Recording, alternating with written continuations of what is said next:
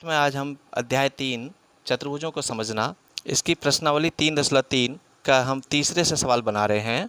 यहाँ पर हमारा जो तीसरा सवाल है वो हमें 3 भागों में दिया गया है। इसमें कहा गया कि क्या एक चतुर्भुज ABCD एक समांतर चतुर्भुज हो सकता है यदि इसमें 3 तरह की कंडीशनें दे रखी हैं। तो हम इनको बनाते हैं। इसको बनाने से पहले आप हमारे चैनल को सब्सक्राइब कीजिए। इसमें देखिए जो पहला सवाल है, यहाँ पर कोण D और कोण B दे रखा है, ठीक है। ये दोनों को जोड़ के 180 कहा गया है। तो इसको हम यहाँ पर थोड़ा समझते हैं। यहाँ पर देखिए मैंने एक चित्र बनाया है। यहाँ पे ये एक समांतर चतुर्भुज है। यहाँ पर समांतर चतुर्भुज की बात कही गई है। तो ये ABCD, यहाँ पर ये 4 इसके नाम रखे हैं। तो कभी भी नाम रखे जाते हैं क्रम में रखे जाते हैं। इसमें हम कहीं पर भी अपनी मर्जी से नाम नहीं रखेंगे। जैसे यहाँ A रख दिया, यहाँ B, यहाँ C, यहाँ D, ऐसे नाम नहीं रखा जाता। एक क्रम से रखा जाएगा, या इधर से क्रम रख लें या उधर से क्रम रख लें। तो एक क्रम से हमने नाम रखा है ABCD। अब इसमें ये कहा गया है कि कोण D और कोण B ये दोनों को जोड़ें तो 180 अंश होगा, ये कहा गया है। यह एक ही कंडीशन में हो सकता है, क्योंकि जो समांतर चतुर्भुज होता है उसके सम्मुख कोण समान होते हैं, सम्मुख भुजाएं समान होती हैं। लेकिन ऐसा जब जो इसमें कहा गया है कि ये 180 अंश होगा, ये तभी होगा जब इसके सारे कोण यहाँ पे 90-90 अंश के हों। क्योंकि ये जोड़ के कह रहा है कोण D को कोण B के साथ जोड़ें तो 180 हो जाए, ऐसा ये कह रहा है। तो ये तब होगा जब ये भी 90 होगा और ये भी 90 होगा। एक ही कंडीशन है इसके लिए, ठीक।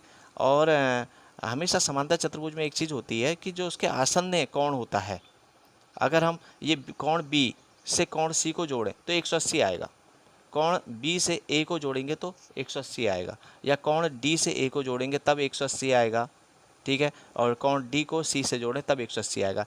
ऐसा तभी होगा जो यहाँ पर बताया गया है कि 180 हो, तो वो 90 अंश के जब होंगे तभी होगा। इसके लिए मैं आपको समझा रहा हूँ। ऐसी बी सेकंड सवाल के लिए भी देखिए, अभी मैं हल करके बताऊंगा इन सवालों को। तो सेकंड वाला जो है यहाँ पे कह रहा है कि AB और DC ये 8-8 सेंटीमीटर, यानी ये वाली भुजा और ये भुजा समान है, कह रहा है बराबर है। अब इसमें ही कह रहा है AD, ये AD है, ये 4 सेंटीमीटर की है, और BC 4.4 सेंटीमीटर। ये कभी नहीं हो सकता, क्योंकि यहाँ पे इसने समांतर चतुर्भुज कहा है। समांतर चतुर्भुज में सम्मुख भुजाएं समान होती हैं, और जबकि यहाँ पर ये समांतर भुजा तो समान बता रहा है, लेकिन इसको समान नहीं बता रहा है, इसकी माप ज़्यादा बता रहा है। तो ये समांतर चतुर्भुज नहीं है। ये समांतर चतुर्भुज है लेकिन ये समांतर चतुर्भुज नहीं होगा। तीसरी कंडीशन देखिए यहाँ पे, तीसरा सवाल, कोण A ये हमारा है। ये हम अगर इसको 70 अंश मान लें तो ये 65 अंश होगा, कह रहा है नहीं। सम्मुख कोण भी समान होते हैं, ये भी 70 होगा अगर ये 70 है तो ये दोनों समांतर चतुर्भुज नहीं है, सिर्फ ये समांतर चतुर्भुज होगा। तो हम इसको हल कर लेते हैं। यहाँ पर हमने ये लिखा हुआ है, तो हम यहाँ पर लिखेंगे यह तब होगा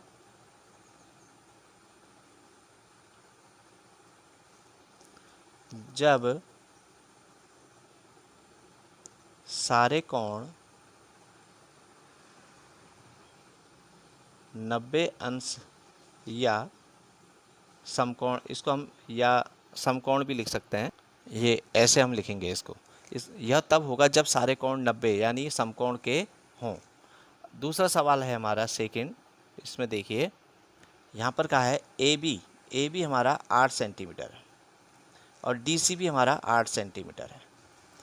AD हमें 4 सेंटीमीटर कह रहा है और BC यहाँ पर 4.4 सेंटीमीटर कह रहा है। तो ये क्या समांतर चतुर्भुज होगा? नहीं होगा, क्योंकि सम्मुख भुजा असमान है, ठीक है। तो हम यहाँ पर लिख लेंगे, इस तरह से लिख लेंगे, यह समांतर चतुर्भुज नहीं होगा क्योंकि AD BC के बराबर नहीं है। इसको हम बराबर को काट लेंगे, थोड़ा लिखने का ढंग सही करना होगा, मतलब इस तरह से काटेंगे हम, पूरा विस्तार से नहीं लिखना है, ठीक है। ये रेखा गणित में इस तरह से भी दर्शाया जाता है। अगला देखिए तीसरा क्वेश्चन है, यहाँ पर ये कहा है कोण A बराबर 70 अंश और कोण C बराबर 65 अंश। तो क्या ये समांतर चतुर्भुज होगा? सवाल ने कहा है, तो नहीं होगा। ये 70 है तो ये भी 70 होगा, या फिर ये 65 है तो ये भी 65 हो, ठीक है। तो ऐसी स्थिति में नहीं होगा। तो इसके लिए हम कथन लिखेंगे, यहाँ पर देखिए, यह भी समांतर चतुर्भुज नहीं होगा क्योंकि सम्मुख कोण समान होने चाहिए, जबकि यहाँ पर ऐसा नहीं है। तो ये हमारा तीसरा सवाल पूरा हुआ। अब हम चौथा सवाल बनाते हैं। हम इस वीडियो में 7 सवाल पूरे लगातार बनाएंगे, तो इसको सीखते चलिए।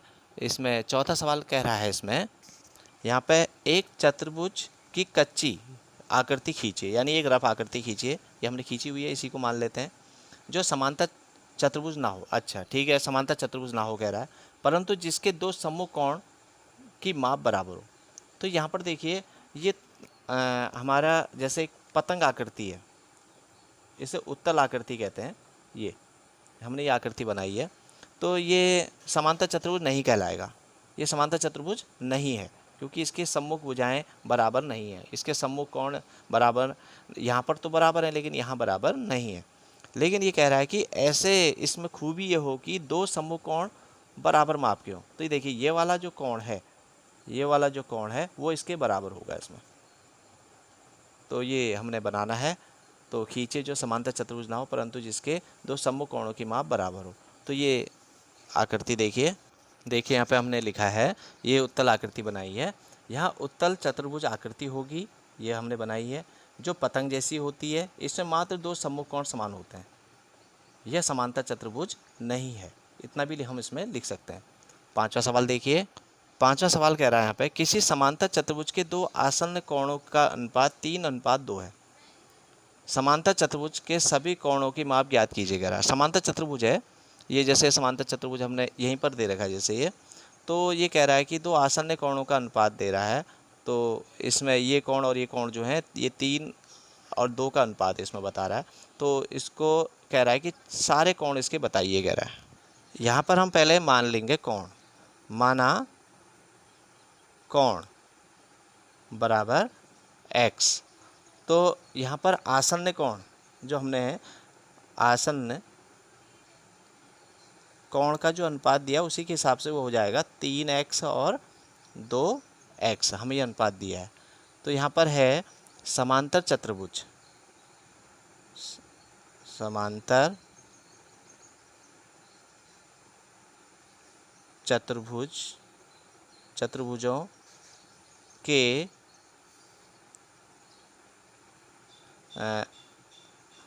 आसन्न कोणों का योग जो होता है वो 180 होता है। यानी इसको ऐसे समझ लीजिए, ये हमारा एक समांतर चतुर्भुज है, तो हम इस कोण को और इसको जोड़िए, आसन्न कोण हुए, यानी ये 3x इसको हम मान रहे हैं, तो ये 2x का अनुपात है, ये हमारा इनमें अनुपात है। तो ये कोण और ये कोण जोड़ेंगे तो 180 आना चाहिए, या इधर का ये जोड़ें तो 180, या इनको जोड़ें तो 180 आसन्न, यानी ठीक उसके साइड वाला जो कोण है उसको जोड़ें तो 180 आना चाहिए। अब यहाँ पर इसने कहा है समांतर चतुर्भुज के आसन्न कोणों का योग, और ये आसन्न कोण अनुपात में दिया, तो हम इसको 3x धन 2x बराबर 180 लिखेंगे। ये जोड़ देंगे, 5x हमारा हो जाएगा 180। तो x का मान हमारा 5 से हम इसको भाग देंगे, 5 या 15, और यहाँ बचा 3 यानी 30, और ये हो गया 6, यानी हमारा जो x का मान आ रहा है वो 36 आ रहा है। तो हमारा 3x है, यानी 3x में मान रखेंगे तो 3 गुणा 36, ये हो गया 18, 3 3 9 और 1 10।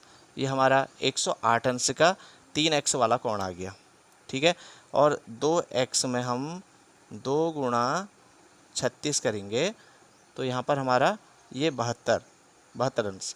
तो जो समांतर चतुर्भुज है, समांतर चतुर्भुज के चारों कोणों का मान क्रमशः, मैं क्रम से लिख रहा हूँ, क्रमशः 108 अंश, 72 अंश, 108 अंश और 72 अंश, ये होगा, ये उत्तर आया इसका, ठीक है।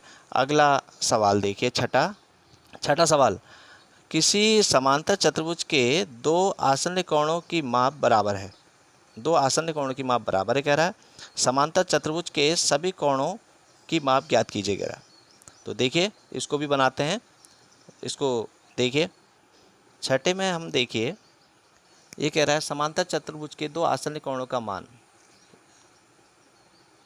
समांतर चतुर्भुजों के दो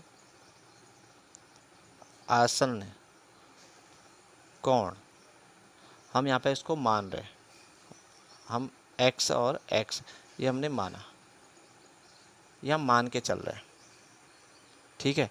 तो क्योंकि ऐसा सवाल में कहा गया है, सवाल में कहा गया है कि किसी समांतर चतुर्भुज के दो आसन्न कोणों की माप बराबर है। अब इसमें कह रहा है सभी कोणों की माप ज्ञात कीजिए। तो यहाँ पर हमारे दोनों कोण x x हो गए। अभी आपको बताया दो आसन्न कोणों का योग होता है 180 अंश, ठीक है। ये समांतर चतुर्भुज के दो आसन्न कोणों का योग बराबर 180 अंश। अब इससे पहले वाले सवाल में भी हमें इसकी आवश्यकता पड़ी थी।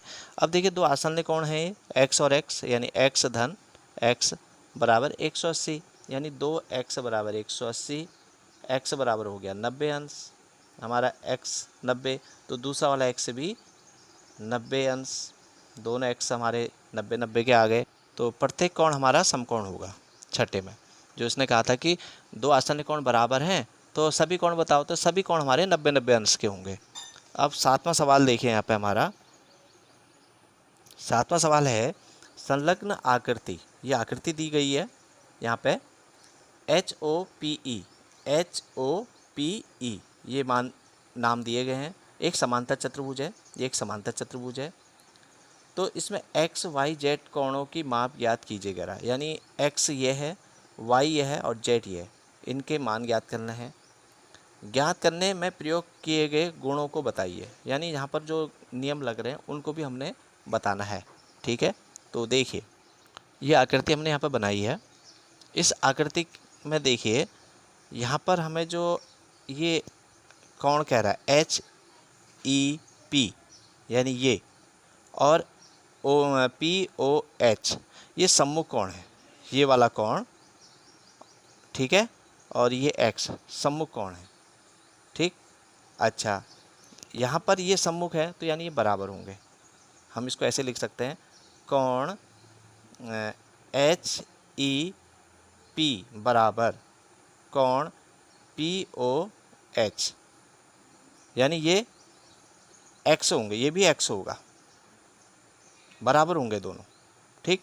अब यहाँ पर देखिए एक ऋजु रेखा, ये ऋजु कोण जो बना हुआ है ये एक सरल रेखा है, सरल रेखा के एक तरफ बने कोण हमारे 180 अंश के होते हैं, यानी कोण x धन 70 बराबर 180 अंश होगा, ठीक है। यहाँ पर लिख सकते हैं हम, ये देखिए एक ऋजु कोण बराबर 180 अंश, यहाँ पर हम ये ऋजु कोण ही है हमारी स्थिति यहाँ पे, तो हम इन दोनों को जोड़ के 180 होगा, तो कोण x बराबर 180 ऋण 70 उस तरफ आ जाएगा, तो कोण x का मान हमारा 110 अंश निकला। ये हमारा x का मान निकला है, यहाँ पर का x कहो या यहाँ का x कहो, ठीक हो गया।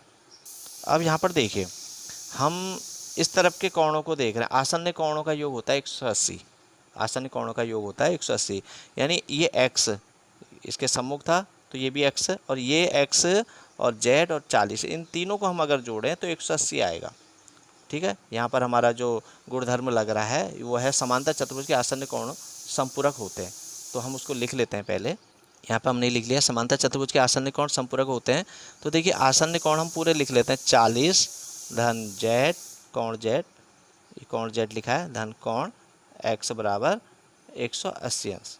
तो देखिए 40 धन कोण z धन ये कोण x हमने 110 अभी निकाला है तो मान रख लेंगे, और ये हो गया हमारा 180, तो कोण z और 110 ये जुड़ गया 150 बराबर 180, तो कोण z बराबर 180 ऋण 150 उस तरफ आ जाएगा, और कोण z का मान निकल आएगा हमारा 30 अंश, ये हमारा 30 अंश, ये z का मान निकल आया, ठीक है।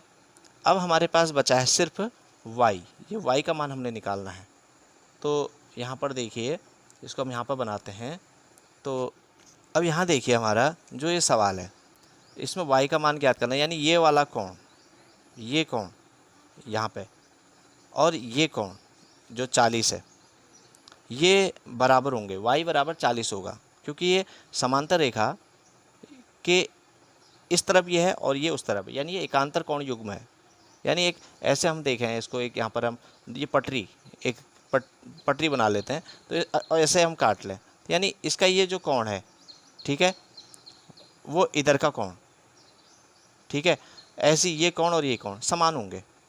तो वही स्थिति है, समझ लो यहाँ पर हमारी ये तिर्यक रेखा काट रही है, यहाँ पर का जो एक कोण बन रहा है, ये स्थिति यहाँ पर y की दे रखी है, तो यहाँ पर की स्थिति 40 की दे रखी है। ये y है तो ये 40 है, इसको आप समझिए। तो यहाँ पर हम इसको इस तरह से लिखेंगे, कोण OPH बराबर कोण EHP एकांतर कोण युग्म। तो यानी कोण y बराबर हमारा सीधे हम इसको लिख देंगे ये 40 अंश। ठीक है, आज इस वीडियो में इतना ही, धन्यवाद।